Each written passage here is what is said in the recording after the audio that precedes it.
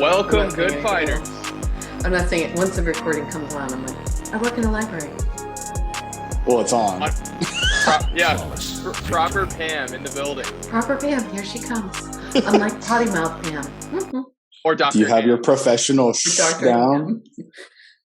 Dr. Ham, that's my other name. Oh, Ham? You just really like ham, or?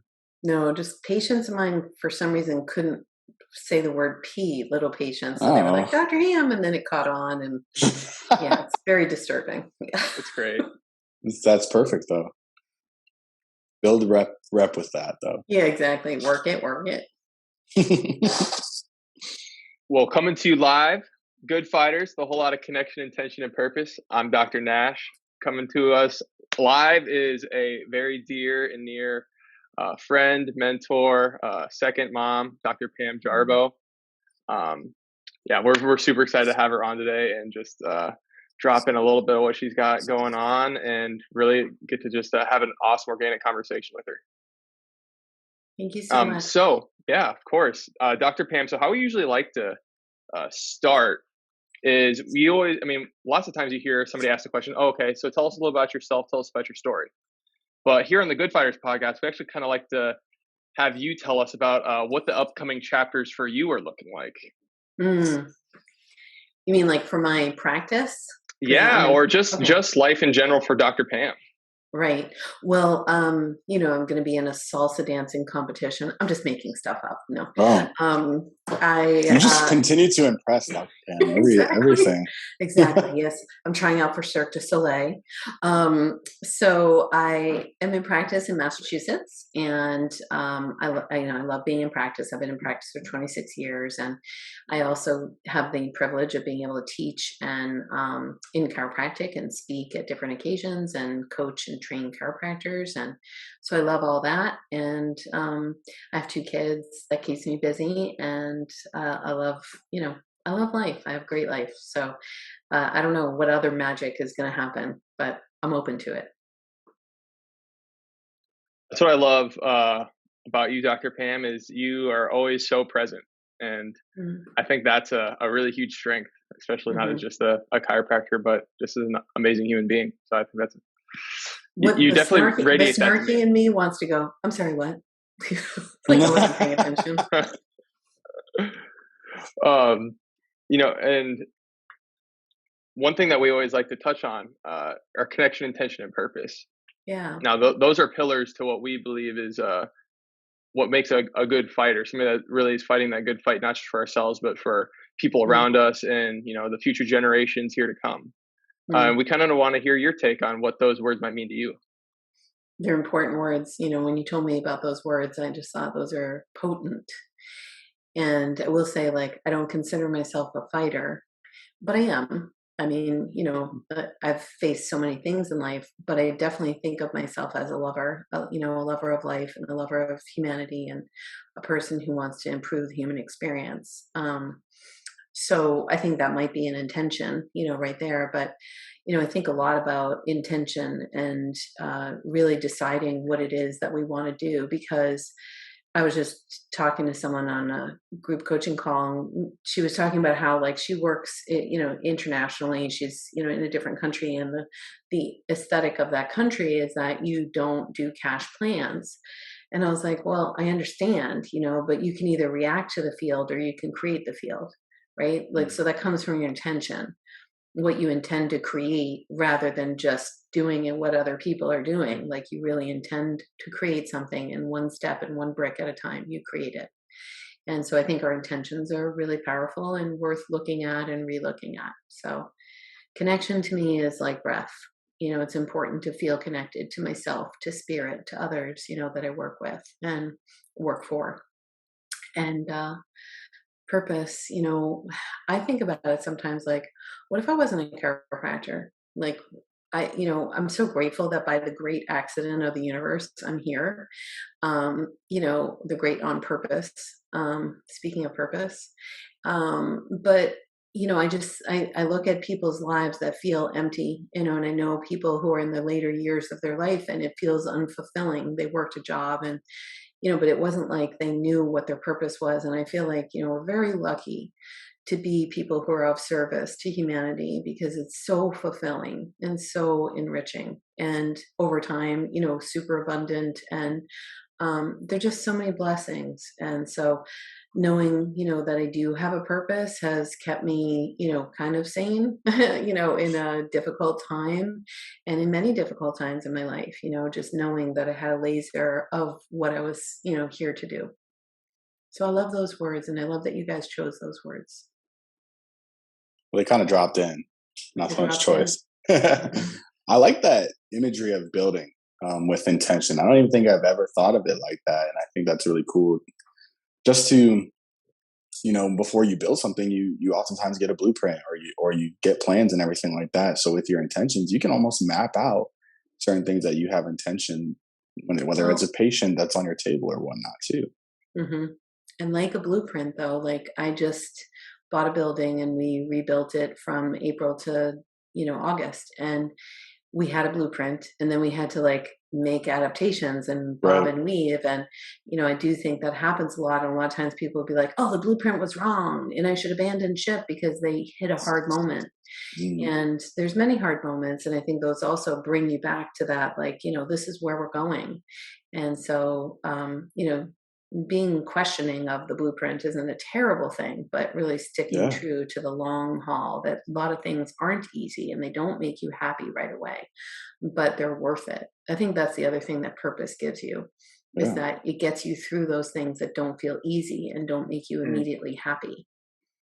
Well, you said you don't know if you're a fighter, but that's some fighter mentality right there for everybody to take notes. I will pop you.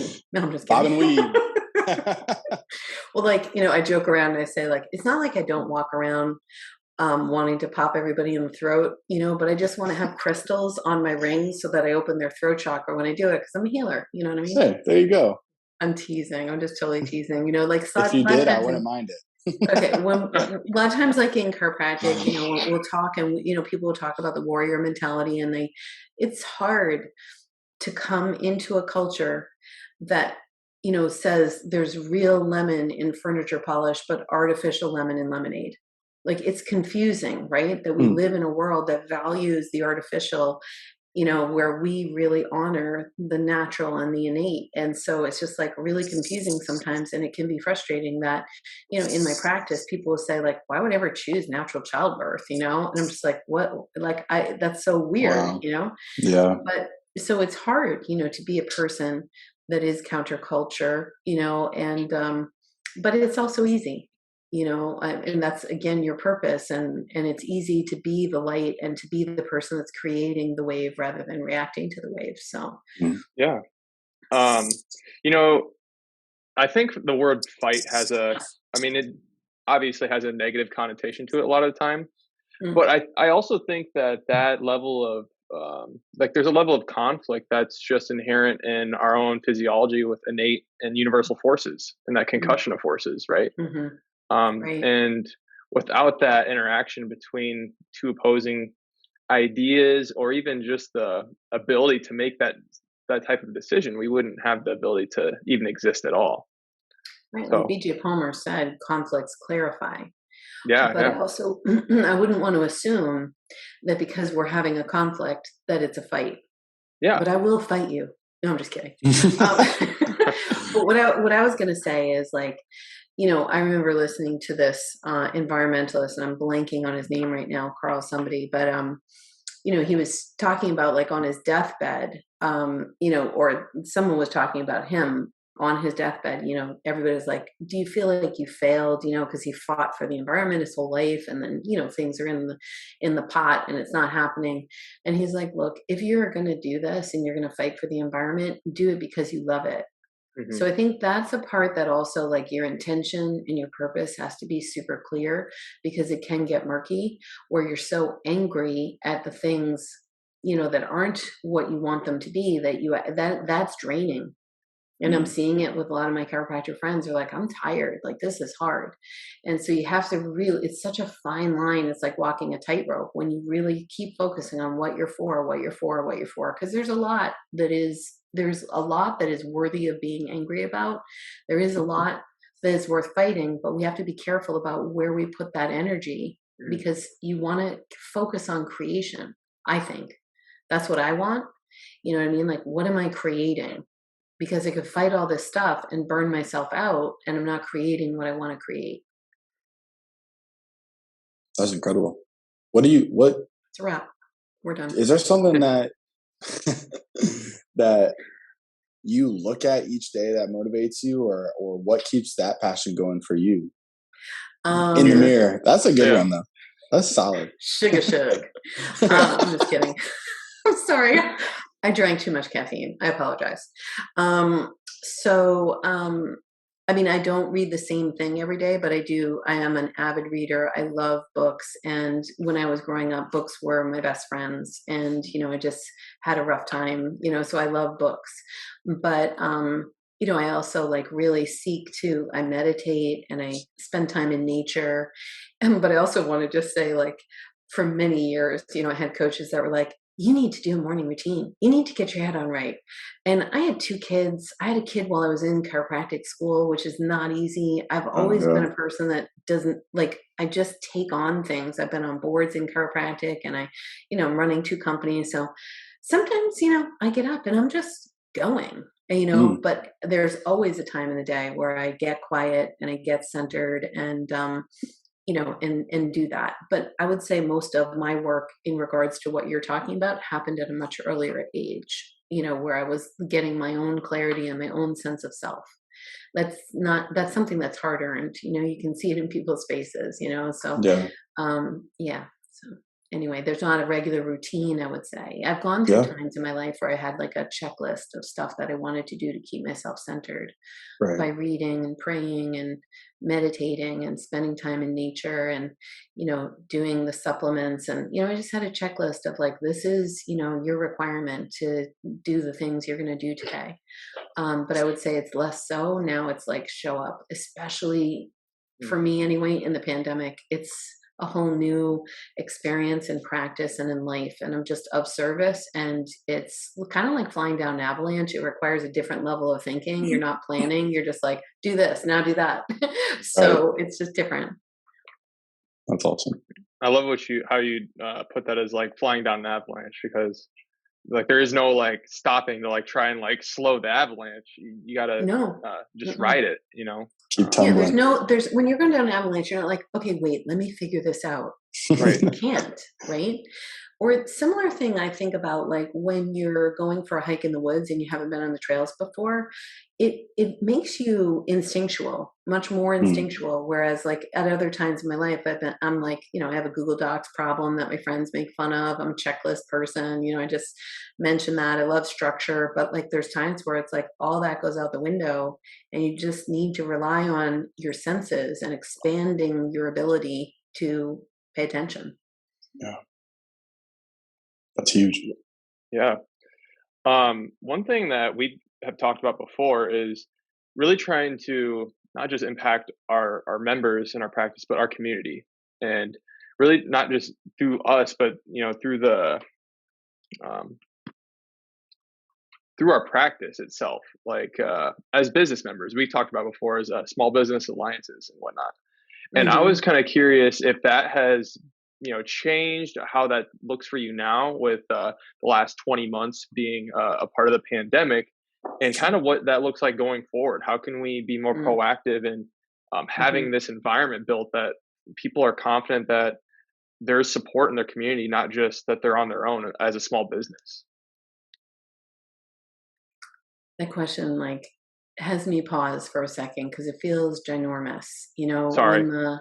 No, it's okay. It's when the pandemic first started, I remember walking around my neighborhood and just feeling the breadth of what was happening, the breadth, meaning like the depth of it, and I'd walk around my neighborhood and I kind of, I'm a little bit snarky. Sometimes that's one of my ways of dealing. And so I was like, you be gone, like just kind of like pointing to the companies that I was like, there's no way these people are going to make it.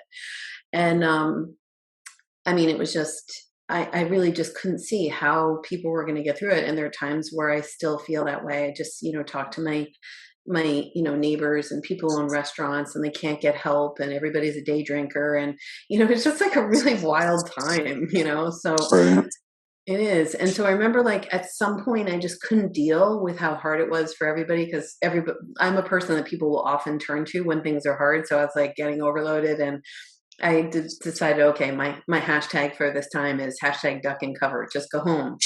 Because, you would just say boo to somebody and they'd be like, boo? You really mean boo? Like, I'm like, I don't know what I just said that offended you. I just got to go. So I felt like the way for my business to manage this was for me to quietly continue doing what I do in a really deep and, promising way, but not in a way that waved flags and taunted things or, I just wanted to stay steady and stay the course. But what I found was my neighbors weren't in the same place. Like people are in such different places in their own reality.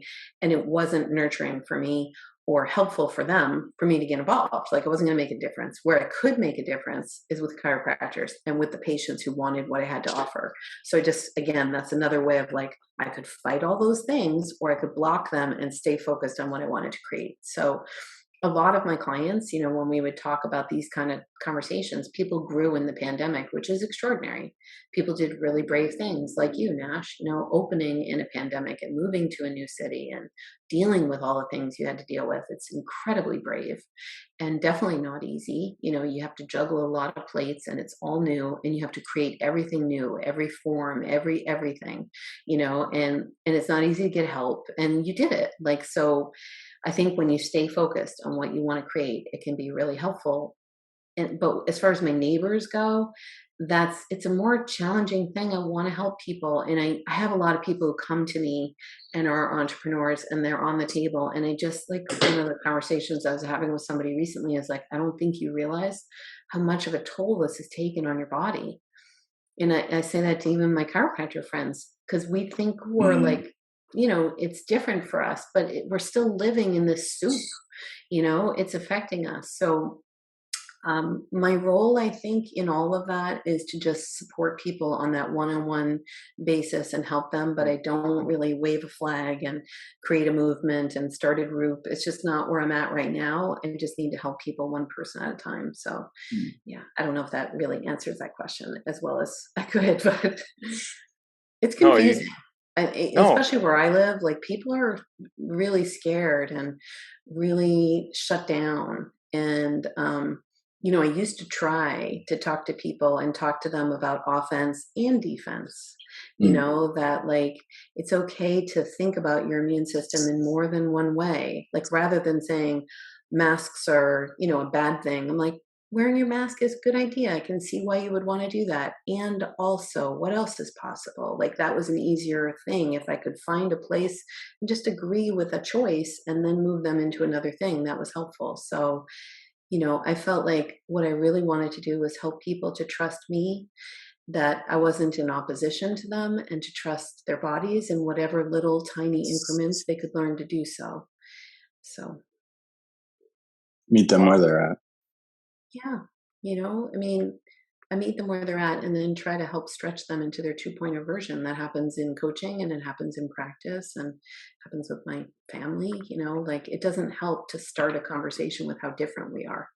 Because on so many levels, we are the same. We all want our loved ones to be well and to prosper. And, we all want happiness and we want peace. And, like all of us want that for ourselves. So there's a place where as humanity, we are all connected and we do have a lot that is in common and we have these similar differences, but they don't have to be the thing that makes it impossible. But I would say like, I don't think it's impossible for me to be around certain members of my family, but right now, probably not something I'm going to seek out all the time because it's not super wonderful and nurturing. And like, if I can't help move them to a 2.0 version, I can just from afar be like, hey, I love you, hang in there. It's not easy. I can agree on that. Like I'll say to somebody will come in and they'll be all flipped out, because that's their reality. And I'm in Massachusetts, they'll be like, I know it's really hard. Like for me inside, I'm thinking it's really hard to deal with the level of intensity that you're bringing. But, they hear it differently, but it settles them that somebody is hearing them and understanding them. And, I have a very different experience, but I don't have to launch that and vomit it all over them because that's not going to be helpful in that moment. But there are moments where I do think it's important to deliver, that like contrary thought, like to say, well, the majority of people can adapt to this, and so that's important. And why don't we talk about how can you adapt to it? What can make it helpful? And that's, been really helpful, just to ask questions to help them to get to their own place, of knowing. I love that because we've talked about Dr. Jordan Peterson a little bit before. I don't know Yes. if you're, and Yeah, I one of remember. his rules of life are, above all else, tell the truth. Mm, And it's really figuring out ways that we can continue to tell the truth and not have to, you know, have that form of conflict that shuts somebody down to even hearing what we're exactly. saying. And I Look, think that's right.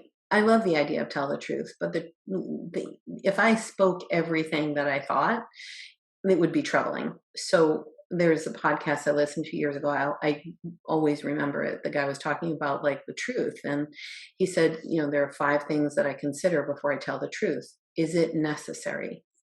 Is it kind? Is it helpful? Is this the time to share it? That's the big no that I get a lot mm, of times when I check in. I'm like, is this the time for me to share that thought that's going to help them to cross the bridge?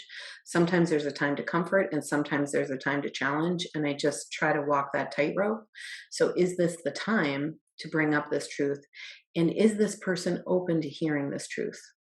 And those are his 5 questions. It was a spiritual, Buddhist conversation podcast. And I just like wrote that down in my journal and kind of clung to it every time I was thinking, because I grew up in a household where there was a lot of things under the table and things weren't said. And it created a feeling of ickiness for me because I'm very sensitive and intuitive. And I just always felt like, I had to work extra hard to find out what the truth was. So I was a person that I'm going to speak the truth no matter what, but that isn't always helpful. It's a really good idea to figure out what gear to get into in any conversation, right? And I want it to be 5th gear, and, it's a nice idea to think about. Is it helpful? Is it kind? Is it necessary? Is this the time? And will this person be willing to hear it?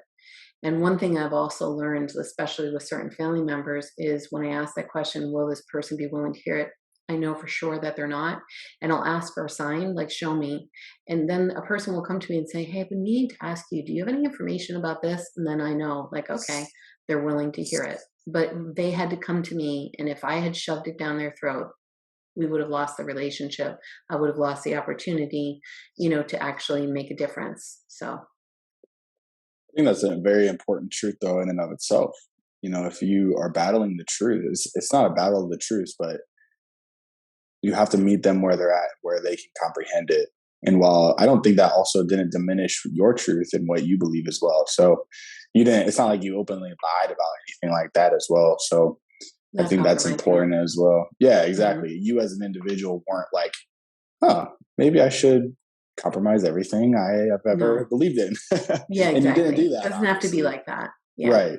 So I think that's really cool, a cool way of going about it, recognizing, hey, the truth is that, yeah, you believe what is the truth, but Hmm. then at the same time, their truth is they are not ready for it. So I it's went to kind of like yeah, I went to this retreat this past weekend and I walked in and this girl was there and she was like, I'm trying to figure out how to do things. Do people need me to wear a mask and in my family? And she accelerated whatever the moment was into every other experience she's had anywhere. And, it was kind of intense, her family, she feels like they don't want her to be around. And I just sat with her for a few minutes and I held her hand, and I just said, I know, like, again, I'm sorry it's so hard. Like that conversation bridges so much, right. because, it's a different conversation, but it's the same sentiment. I'm so sorry. It's so hard for you. And then we started to talk a little bit about it. And what I was saying is like, if that's your narrative in your head all the time, you're going to be in wicked defense and you're going to create a lot of distance between you and everybody. If you could Yeah. learn to hold it lightly, right? So we're like, I have this truth and I want to fight everybody in order to get my truth. But if you could hold it lightly and know that the truth always rises, that is Mm. something, if you really think about it over the arc of time, the truth always rises. So you can just rest easy knowing I say rest easy. I'm tired. It's not always easy, but hmm I hold it lightly thinking like it's going to come. People are more awake now because they've been in pain. Mm. So they're more interested in listening because they've been in pain. So if I say to somebody, hey, your health affects everyone you know and everything you do, they're like, that is so true. And I used to say that for 26 years in practice, and people are like, you know. Yeah. It's So hard to be asleep when you're in pain, you yeah, know? it's hard to be asleep when you're in pain. So I've been saying to chiropractors, I think there's an opportunity here that if we could stop focusing on the fact that we're so different and really be like, hey, we're different. This is a moment, we might be helpful to the people who are been in enough pain to think about like, well, what else is possible? It doesn't have to be that one is right and one is wrong, because that might be too big of a leap for them, Mm. so. I think it's a very unique standpoint on connection, like we touched on before. That in and Mhm. of itself enables you to bridge that gap, and then you have a completely different conversation that opens way more doors for them at the end of Mhm. the day, in terms of them being able to then progress forward and be like, okay, maybe I'm not Right. ready for natural birth, but maybe I'm ready for something closer to that, Right. Like, so if somebody says that to me, like, oh, why would I ever want to do that? I might just like gently say, like, well, a lot of people do want to do it. Why do you think they do? Like, just Mm, instead of being judgmental and, shoving Mm. stuff down people's throat, I think when we get into that place, it's more about us, that Mm. we want to be right and we view this as right and wrong, and yeah. that right away sets us up in opposition and can create distance. Whereas if we just assume my job is to be helpful in this moment, I was invited here, there's an intelligence to the fact that we're both here at this table having this conversation. And so I don't look at like, oh, I have to download everything I ever knew. Sometimes I'll say to somebody, it's really hard for me. Like, I'll just pause for a second. It's really hard for me to download 26 years of information and experience with you right Yeah. now. So I'm just thinking about it for a second. And that also gives them pause, right? There's a lot behind the question you're asking me, and it may not be black and white. And so I just want to think about that for a second and ask you, like, why are you asking the question? And, what is, and just start asking questions in order to get more out of them instead of assuming. I call it accelerating. When we accelerate, like, oh, this person will never get it. This person is just like so and so. We accelerate sometimes in our mind. Instead, when you ask questions, you actually bring forth what's really here, not what's in your mind and your experience. Kind of like that woman that I was talking to. She was like bringing everything into the moment. Mm, It had nothing to do with that time. That where we were was really gentle about how people were, and there was a lot of choice, conversation, whereas not every place has that. But she couldn't even be present to what the conversation was because she was flipping about everything else that she's ever experienced. So. yeah. I think that shows how much healing we actually need as a country, not just Hmm. in the obvious of like obesity Hmm. and different things like that, but Hmm. healing from events like that where Hmm. we can become so triggered on both So sides of the triggered. aisle, no matter who you Right. are. Yeah, like, I would say "boo," and people would be like, "What do you mean by boo?" And I'm like, Mm. "Okay, I gotta go." So it's not that I don't wanna have a conversation that is a crucial conversation, or a fierce conversation. I will, but not under those circumstances where someone is, just looking for a place to vomit. That's not interesting Yeah. to me. I don't really feel like being the target of somebody's. Bring you down too. Yeah, I don't. It's not helpful. Yeah. So, I wanted to just say I really love talking to you. This has been a really great conversation, and but I have people that are waiting for me, Of so I'm going to course. Sure. Yeah. You got to serve them Um, up. serve it Dr. up. Pam, can you do us one last little favor and let the listeners know and how they can contact Sure. Um, I always want to make a joke and say, like, most people can find my information on the bathroom wall, but yeah, not you? really. So, I am a chiropractor in Acton, Massachusetts, and my practice is called Community Chiropractic of Acton. So you can do the Mr. Google. And I also provide a service for chiropractors where I do coaching and speaking and trainings. And that you can find me on www.chirobloom.com. Beautiful. Well, Dr. Pam, thank you so much for joining us today. Thank you Um, very much. yeah. Appreciate you guys. Thank you for all you're doing to improve the human experience. It's no small thing. Thank you, Dr. Pam. All right. Take care. Bye bye. Bye. Well, good fighters, you heard it here. Dr. Pam Jarboe, you know where to find her. And man, Dr. Gates, what a conversation. Um, Dude, she's talk about mindset shift.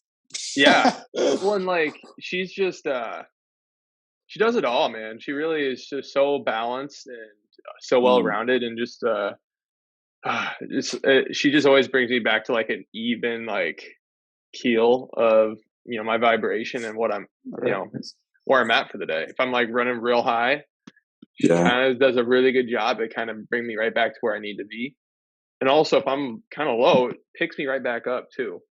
yeah, But it's with what we do, I find the best place to be is at that even keel space, because you don't know when somebody's coming in, if they're going to be high or low. And if somebody's right, high and you meet them high, that might not be what they need for the day, right? That might send them over the top. yeah. And if somebody's low and you're really high, that gap might be too much to even like be able to connect with that person. I So think, I think it. Yeah, go ahead. You can finish that no, thought. all I was going to say is I just think that for me, a lot of the time I found that being at that, neutral state of just presence and acceptance is just very, very beneficial for my ability to just listen and connect. Yeah, I think that even in that mentality too, when we're outside of homeostasis, we're not balanced. We're not even keeled. We're far outside the stretches of physiology to the point where we can be in that diseased state. And we ourselves, if we want to replicate balance in our office, we want to replicate that healing capacity in every single person that we touch, which I know that you and I both want that. Those vibrations and that even keel attitude can help us too to not, I mean, because being a chiropractor, like she said, in today's time is very, I mean, the stuff that's going on, we can get really ticked off at very easily, right? Yep. And not to say that that's necessarily wrong either, but I think it's one of those moments where it's like, okay, if I want to match somebody's vibration and bring them closer to homeostasis, how can I do that if I'm at one end of allostasis and they are at the other? We got to be in the middle, and I got to be that, almost like that the Google Maps, bring it Got to back. have that. So Yeah. Having that direction.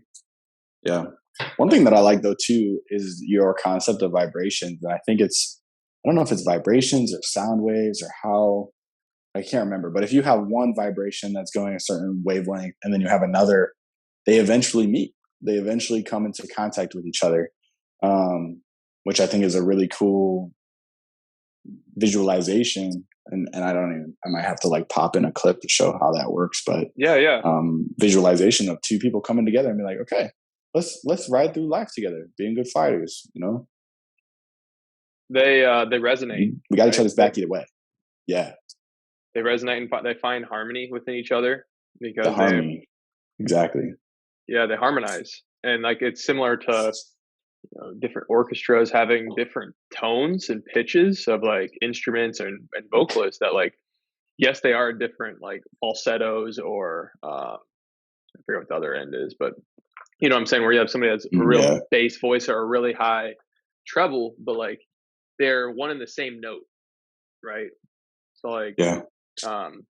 I think one thing that a lot of people don't realize is that our brains are always emitting frequency, right? It's the greatest piece. It's basically an antenna for our entire body, and when we're constantly consuming things like on our supercomputers on our cell phones that are putting us in this consistent state of a certain way of frequencing, Yeah. that's a really important thing to connect with somebody, and Yeah. at least connecting those dots and having somebody else understand, hey, um, this isn't just some small thing looking at your phone all day long. Like, what are you really putting into your mind? Got to limit the static Yeah. to have a good conversation, to have a good meeting point. Yeah, dude. I mean, even just how long do we talk? 15 minutes, 20 minutes? Feel calmer and like more able to reflect on, okay, what ways can I go through conversation wise differently, or even the people that come through the door. That reflection is key. Like, okay, let me just pause a second, how am I going to respond to this? Kind of like when we talked back with Dr. Chase and he references like, don't you get it? Don't you get it? Don't you get it? And if you don't go check out season 2, episode 5, and not trying to force it so much as being like, okay, this is what you're coming with. This is what I know to be true. Let's make your life more fulfilled on this journey to wellness, on this journey through life, and not so much of a aggressive mentality, which is very easy to get into right now. It is. And that's almost like an intention of somebody else outside of, our even realm of people that we know. Right. We are getting down to our last minute, Dr. Gates. Cool. I think it's a good place to end today. You know where to find us at _good_fight_ers, at DC_national_T. And Gates, you know what it is, bro. Drop it for him. Gates Mayor _DC Fight Club. We out, baby.